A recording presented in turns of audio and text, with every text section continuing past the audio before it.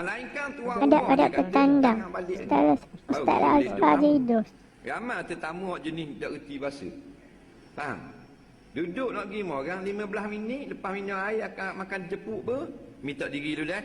15 minit. Kalau zaman ni zaman orang sibuk. Nak bukan mesti balik khabar minta diri dulu dah. Ha. Balik kan? Okay. Tak, 2 jam. Sampai 2 jam. Air tu Berapa lepas 2 jam? Teladak bawah tu, minum kau. Tak ada arah nak buat. Sampai tu amat atas, bila nak balik datang ni. Ada jenis tetamu itu. Datang.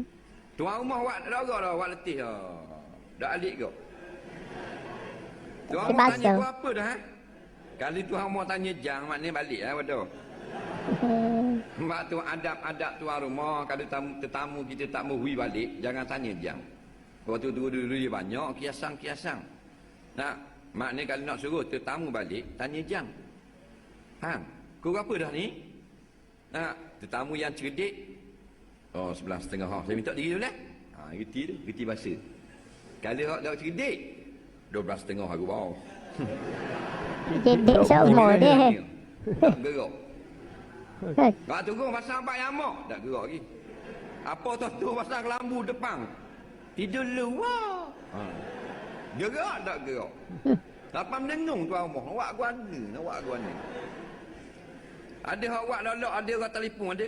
Suruh anak telefon utama, telefon ayah bawah. Faham tak? Ayah turun lagi, tu telefon lah.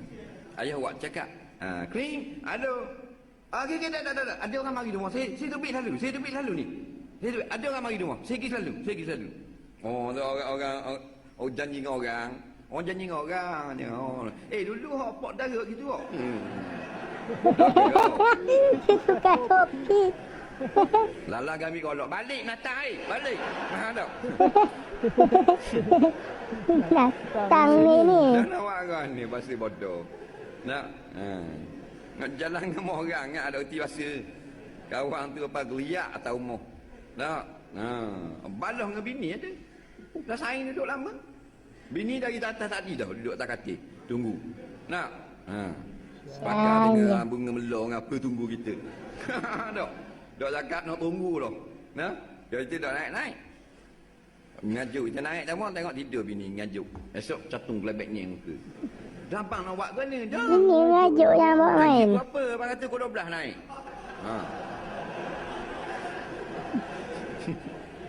Nak awak ni hidup balik, masih bengong. Bengong. Ni tak nyusah orang.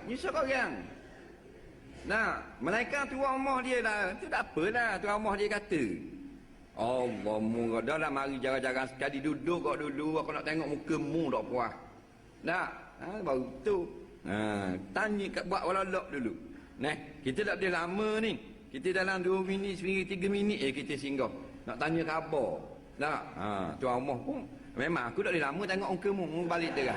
Jadi kalau dia ni pergi lama gini lain kali dia mari Tuan rumah benci dah tengok dia. Orang ada uka itu banyak berlaku.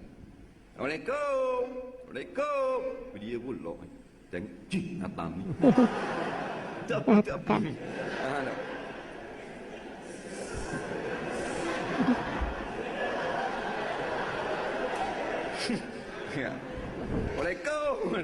Ada orang ada awak gua ni. Bukan salah tuan rumah tak reti bahasa. Orang ada kerja nak jawab surat, nak jimak, nak apa macam kerja. Jimak.